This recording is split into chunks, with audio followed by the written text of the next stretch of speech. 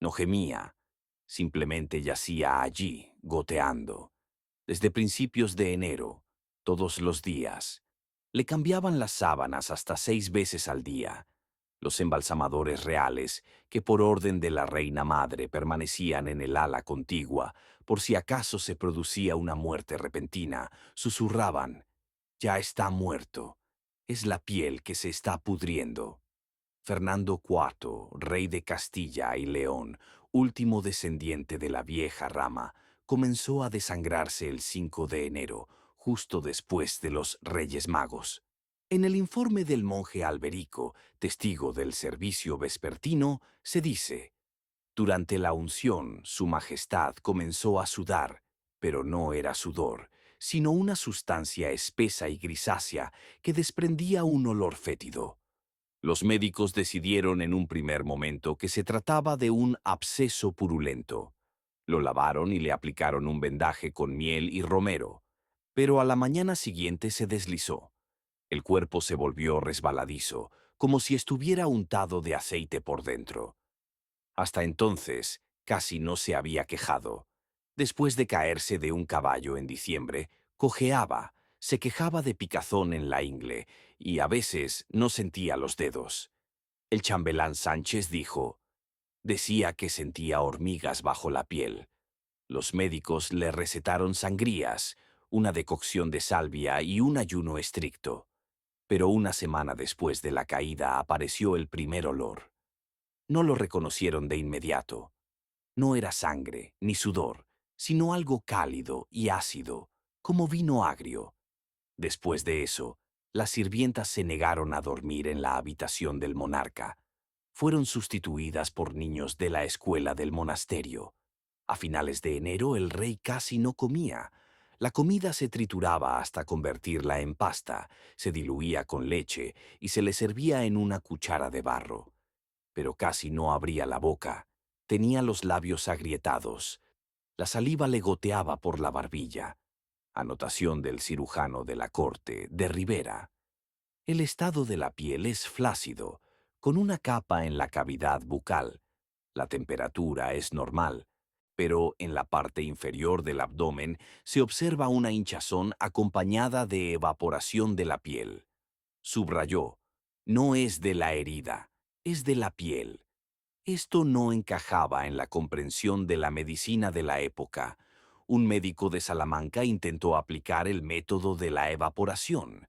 Introdujeron en los aposentos carbón al rojo vivo, empapado en resina y vinagre. Colgaron bolsitas con mirra sobre el cuerpo. Pero el hedor se intensificó. Los sirvientes que hacían la guardia nocturna se quejaban de dolores de cabeza, erupciones cutáneas y náuseas. El camarero solicitó el traslado. Fue sustituido por un joven que, 3 días después, se arrojó al jardín del monasterio. La propia reina madre, doña Isabel, solo visitó a su hijo una vez. Permaneció en la habitación 7 minutos, tras lo cual ordenó: no dejéis entrar a las mujeres. No permitáis que los sacerdotes toquen el cuerpo sin guantes. Corrían rumores de que sospechaba que había sido envenenado. En secreto se llamó a un boticario de Toledo que dictó su veredicto. No es veneno, está dentro, es antinatural. En la segunda semana de febrero se abrió una úlcera en la ingle. La piel a su alrededor se volvió negra, como quemada. Al cambiar el vendaje, uno de los alumnos del doctor López vio salir de la úlcera algo blanco, semitransparente, parecido a una larva. Tiró el vendaje al fuego. Más tarde se quemó con un estallido. Los médicos no hicieron comentarios. En el diario del farmacéutico se conserva una línea: vi movimiento bajo la piel. No era una pulsación. Algo se retorcía. Poco a poco se restringió el acceso al cuerpo. Solo 3 personas podían entrar en la habitación: el camarero, un monje con obligación de silencio y el propio cirujano. Se llamó a los sacerdotes para que le confesaran, pero cada vez volvían sin haber comenzado el rito. Uno decía: no oye. Otro: mira, pero no a mí. Un capellán desapareció. Más tarde encontraron su cuerpo en un pozo detrás del monasterio. Tenía una franja oscura en la frente. La versión oficial fue suicidio por debilidad espiritual. El cuerpo de Fernando comenzó a perder su forma. Se formó una cavidad en la parte inferior del abdomen. La caja torácica se hundió. En la pierna izquierda apareció una hinchazón que se volvió de color púrpura. Al tocarla se notaba líquido debajo de la piel. Pronto, una de las piernas se ennegreció. Los dedos se volvieron crujientes, como galletas, pero el corazón seguía latiendo. A veces abría los ojos, a veces miraba fijamente a un punto, a la imagen de la Virgen que estaba pegada al techo. En la noche del 6 de marzo, uno de los monjes que limpiaba la cama dijo: «Ha hablado». La lengua del rey estaba hinchada, los labios ennegrecidos y la boca inmóvil. Pero, según el monje, alguien pronunció su nombre. Nadie más lo confirmó. Esa misma noche salió un coágulo de la úlcera inguinal, de color rosa grisáceo, parecido a la grasa. Se movía. Lo quemaron. Pero a la mañana siguiente se encontraron hilos blancos en la orina nocturna. Uno de los médicos lo llamó gusanos, otro signo de purificación. El tercero guardó silencio. A mediados de marzo, el cuerpo emitía una temperatura estable, caliente por abajo y frío por arriba. Aparecieron nuevas úlceras, en el pecho, entre los omóplatos, en la frente. Algunas supuraban un líquido amarillo. Al cambiar los vendajes, la piel se desprendía de la carne. Uno de los sirvientes anotó: «Cuando lo toqué debajo del dedo no había nada. La piel era como una película sobre la leche». Otro dijo: «No es un ser humano, es una envoltura. Se está pudriendo vivo». Y sin embargo, nadie se atrevía a admitir que el rey se estaba muriendo. El canciller real intentó convocar al consejo, pero el cardenal Rodrigo insistió: «Está arrepentido. No necesita un juicio.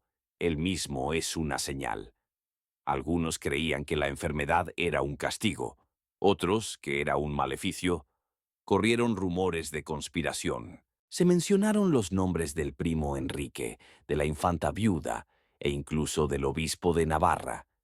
Empezaron a llegar notas con amenazas a los aposentos. «Si muere, arderéis. El rey está muerto. El diablo está en su cuerpo». Los papeles se encontraban por la mañana debajo de la puerta. Los médicos empezaron a dormir en otra ala. Los sirvientes pedían un suplemento por las guardias nocturnas. Uno exigió que lo dejaran ir a casa hasta la Semana Santa. Desapareció. A finales de marzo, Fernando no comía, no bebía, no se movía, pero no moría. El pulso era débil.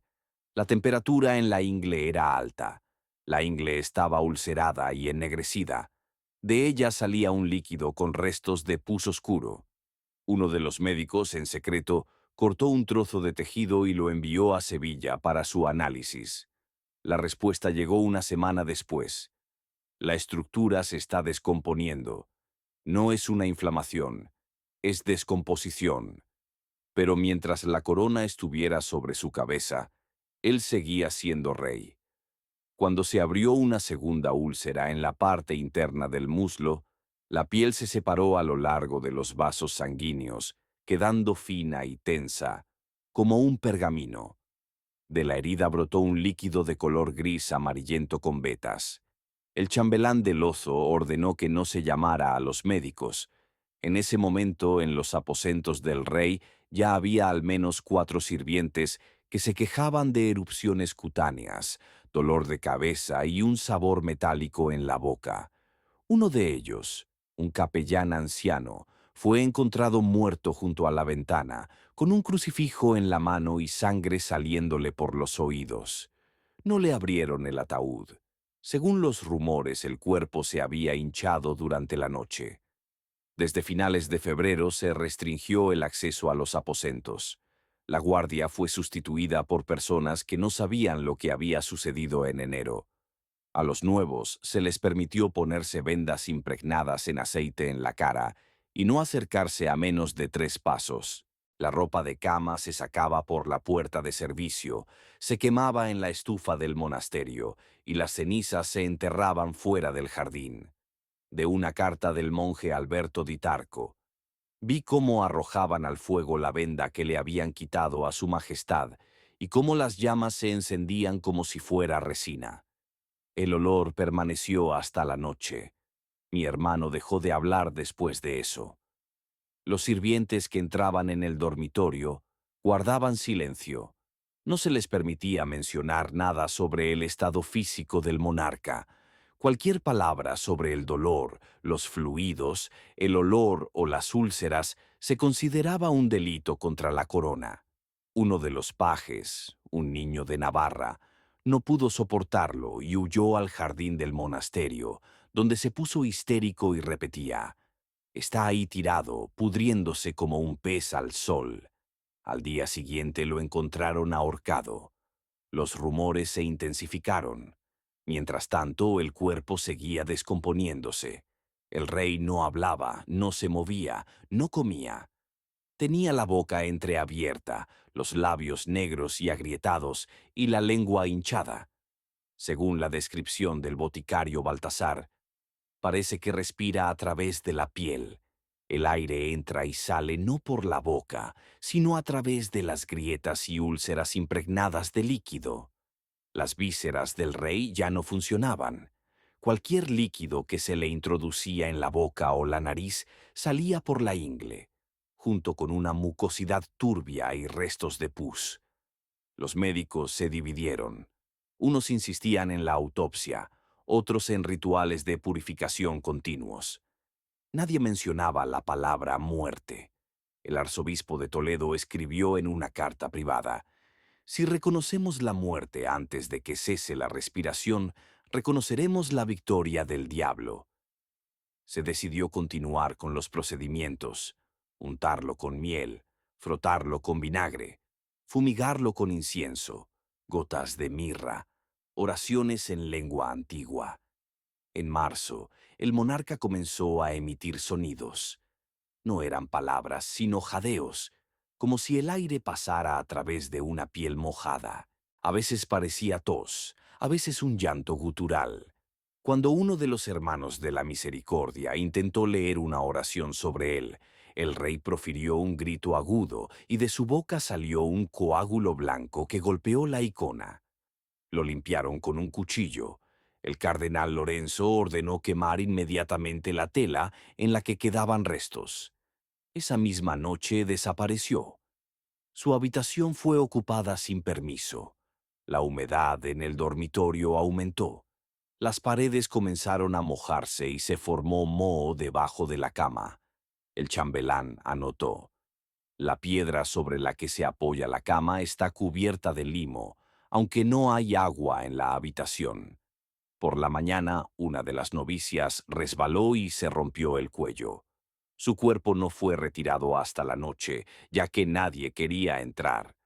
Por las noches se oían ruidos en los pasillos. Los que hacían guardia en la puerta afirmaban que se oía un chapoteo, como si alguien estuviera golpeando el agua.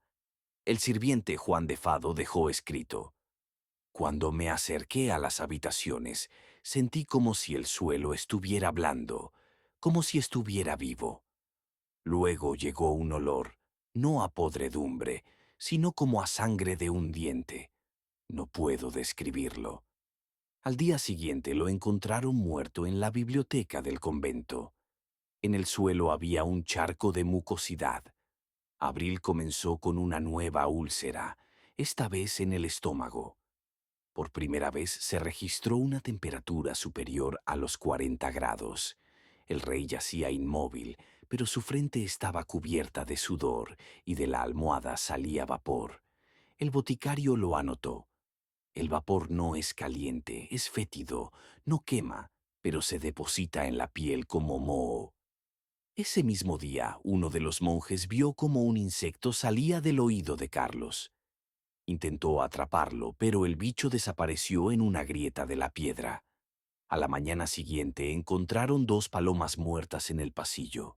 Cambiaron la tercera cama del rey en un mes. volvieron a descubrir la descomposición de la capa inferior de la piel, debajo de la cual había una masa blanda que no mantenía la forma.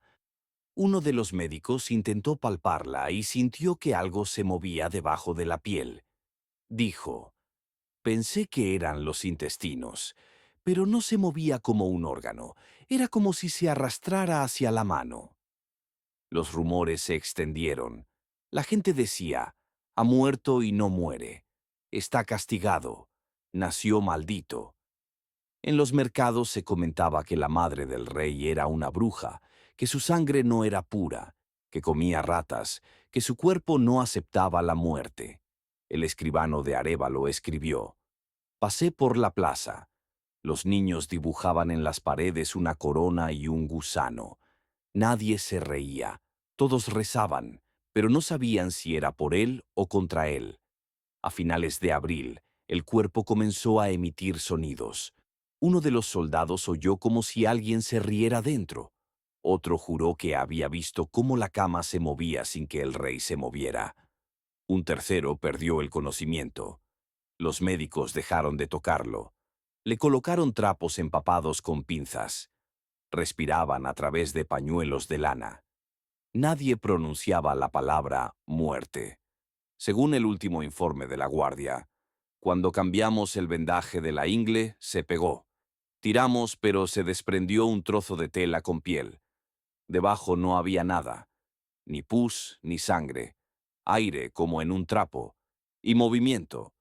Luego empezó a gotear. El olor fue inmediato. Uno de los sirvientes gritó y salió corriendo. En mayo, la habitación del rey era una zona de cuarentena. Solo se podía entrar con permiso. Cualquiera que entrara sin permiso era arrestado. Incluso los cardenales se quedaban en la puerta y rezaban a través de una tela. Nadie hablaba en voz alta. Nadie sabía si estaba vivo. Nadie quería saberlo. Pero el cuerpo respiraba. En primavera la estancia se volvió insoportable. Había que cambiar las sábanas 3 veces al día, ya que se humedecían, se oscurecían y se volvían pesadas por el líquido. Se taparon las ventanas para evitar las corrientes de aire, pero el aire permanecía inmóvil, viscoso, con un olor a podredumbre. Las paredes se cubrieron de sudor. Fregaban los suelos con vinagre y los rociaban con una solución de mirra, pero el olor no desaparecía. A principios de marzo, el médico de la corte, von Klamm, anotó: «El olor ha cambiado. No es simplemente podrido, es vivo. Se adhiere a la ropa, se queda en la garganta. Los ojos lloran. Aparecen manchas en la piel». El chambelán de Solano, que acompañaba al médico, abandonó el palacio ese mismo día. Más tarde fue interrogado y dijo: «Vi algo moverse bajo la piel del rey. No parecían gusanos. Pulsaban». Lo enviaron al monasterio de San Jerónimo. Los sirvientes se negaban a entrar en sus aposentos. Dejaban las bandejas en el umbral. La comida no se tocaba. Los escribanos escribían: «El Señor permanece en reclusión y en cama». Pero los que eran admitidos en sus aposentos veían que el cuerpo yacía como un odre desinflado. El pecho se había hundido, el vientre se había hundido hacia adentro y la ingle estaba hinchada, como si debajo se escondiera un nido de serpientes. A finales de marzo comenzaron a aparecer úlceras en la parte interna de los muslos. Una de ellas se rompió al cambiarle el vendaje y salió un coágulo que, según la descripción del cirujano, como una bolsa con larvas pálidas, solo que dentro había una mucosidad parecida al pus, pero con fibras. Intentó coser la herida, pero la aguja no se mantenía en la piel. La tela se rompía. Entonces simplemente presionaron el vendaje por ambos lados con tablas envueltas en tela. Se reunió de nuevo el consejo médico. Se propuso administrarle una decocción de ruda por la nariz para atenuar el olor. Los embalsamadores se negaron a acercarse, alegando las prescripciones de la Iglesia. El cardenal Oviedo insistió: «Está vivo, por lo tanto, sigue siendo un ungido». Nadie se opuso. ni siquiera cuando empezó a salir un humo negro de debajo de la cama.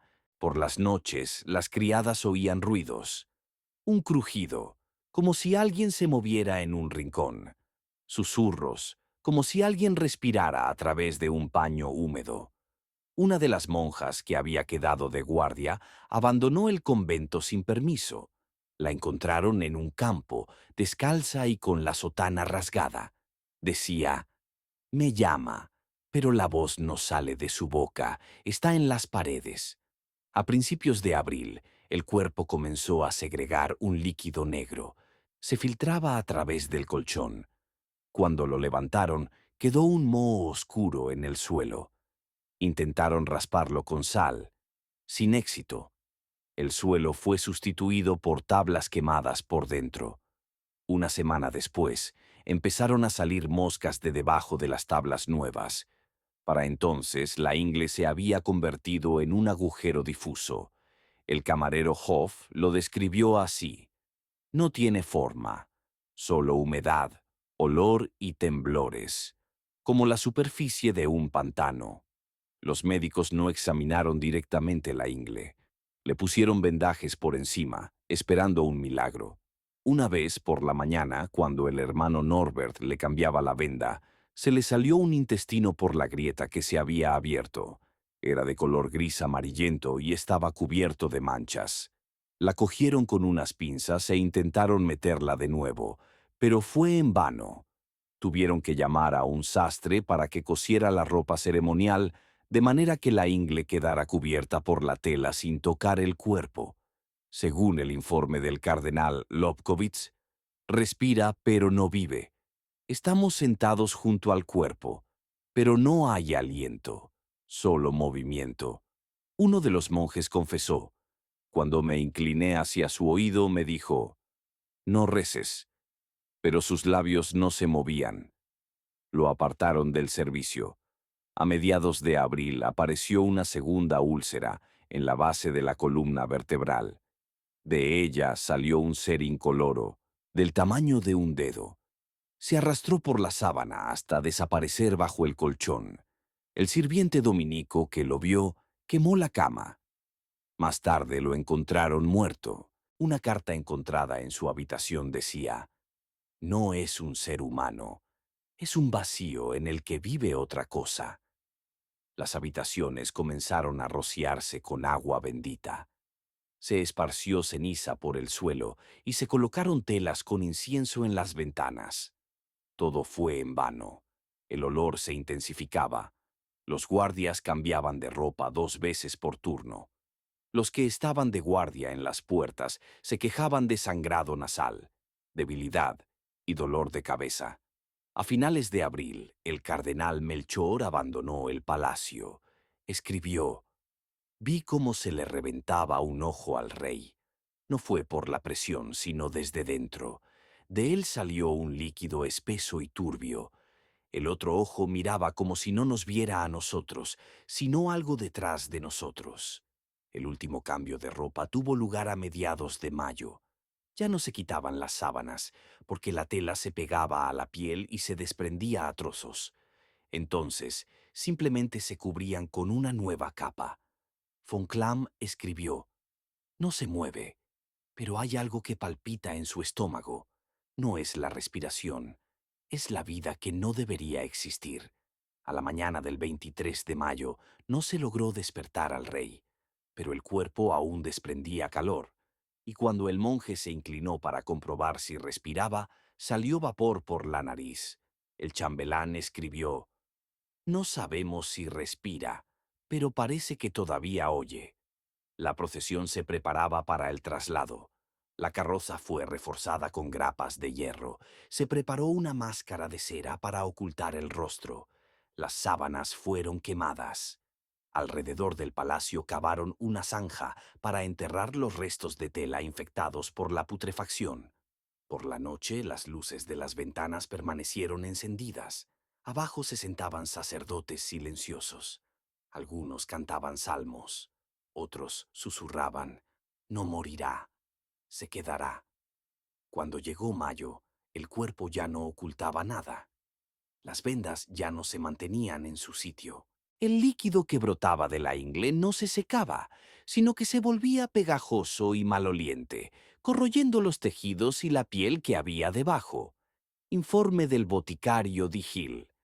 Se le ha abierto una segunda herida debajo del ombligo. Los tejidos están blandos, como hervidos. En el interior no hay sangre, sino algo espeso, amarillento, marrón y caliente. Se mueve. Los sirvientes solo entraban en las habitaciones con trapos envueltos alrededor de la cara. Uno de ellos, un muchacho de unos 16 años, dejó caer la bandeja y salió corriendo. Más tarde lo encontraron en los establos, sin lengua. Según los rumores, se la había cortado él mismo. Una segunda sirvienta se desmayó. Su ropa estaba empapada de manchas oscuras que no se quitaban ni con agua ni con vino.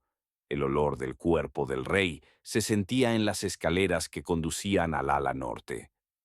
El canciller Suárez escribió en una nota privada: "No puedo distinguir su aliento del vapor que sale del sótano. Es denso, pesado. Creo que no es humano.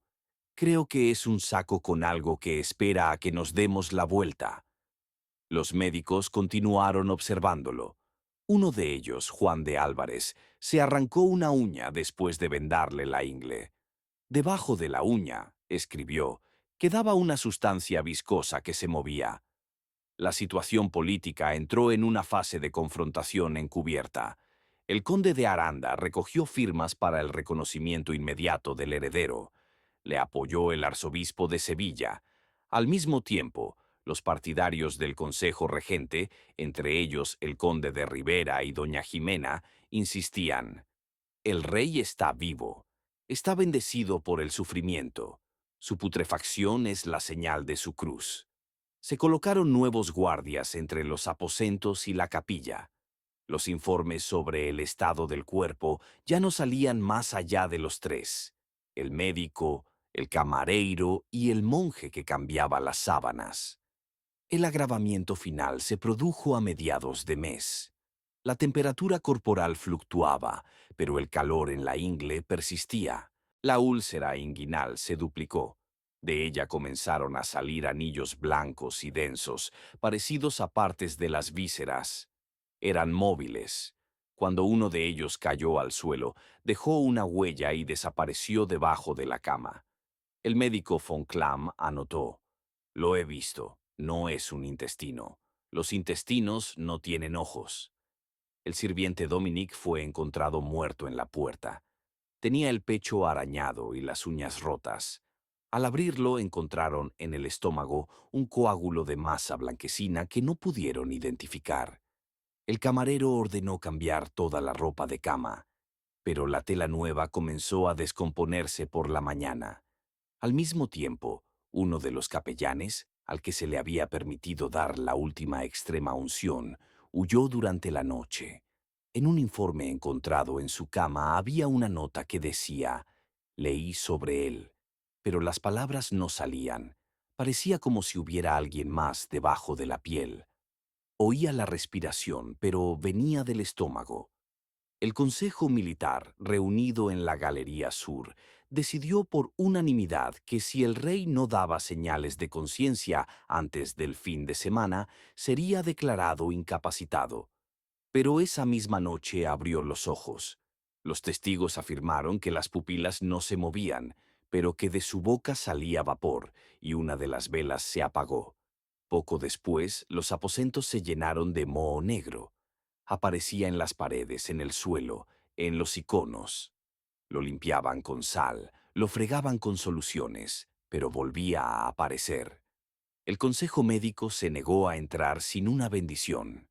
Uno de los sirvientes que estaba de guardia por la noche escribió más tarde: "Está acostado, pero parece que todo en la habitación está sometido a él. Incluso la cera fluye hacia su cama. La muerte llegó sin que se notara. Ni un grito, ni un gemido, ni un silencio. En algún momento la carne dejó de respirar. O algo más respiraba. El sacerdote que acudió para darle la extrema unción no pudo pronunciar ni una palabra. Se lo llevaron temblando. La nota del día siguiente decía, ha muerto, o ha caído en algo que no se puede llamar vida. No pudieron trasladar el cuerpo. Se había fusionado con la cama. Le quitaron la ropa junto con la piel. En la ingle había un agujero, no una herida, sino como una entrada. Los médicos sugirieron taparlo temporalmente con cal, pero ésta se espumó y se disolvió. Entonces lo envolvieron en una tela gruesa, pero incluso a través de ella se filtraban manchas negras. El entierro se celebró sin liturgia. El ataúd fue bajado por la noche. Las velas no se encendían, se apagaban solas. Según la crónica oficial, murió en paz. Se le dio la extremaunción. Fue enterrado. Pero en los registros privados de los cortesanos se conserva otra versión. Se pudrió, desapareció, pasó del cuerpo al poder. Tras la muerte de Carlos, España entró en un año de disturbios. En Tarragona comenzó una revuelta. En Toledo se cerraron los monasterios. En Castilla se extendieron los rumores de que el rey había resucitado y que saldría en la fiesta del Corpus Christi. En Roma se prohibió la autopsia de cadáveres sin permiso del Papa. Francia no reconoció oficialmente al nuevo monarca, y solo en un informe, atribuido a un capellán superviviente, hay una frase: el cuerpo no está muerto, simplemente ya no necesita al hombre.